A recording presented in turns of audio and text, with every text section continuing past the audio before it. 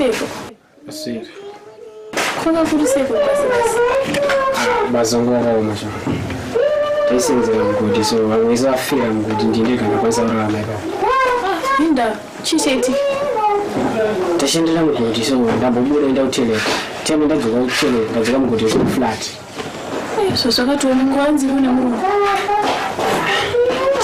Kama naiti ya prophet sizizodiwa zvakufu. Then cha pama 10,000. Yes. To family neimba. Kwe Mabudirei ko Mumugodhi. Ndende kuona manyoka sha. Kuro manyoka chiko ndo chamnaendera kubasa murume mukuru zvekunonzwa mudumbu muriko. Ndo zvamunogona kachete zvetoilet. Hapana kana chamuri kumboshana paachi. Atingadai marama muri Mumugodhi mumafire mumwe ingadai tatowana imba nemari so.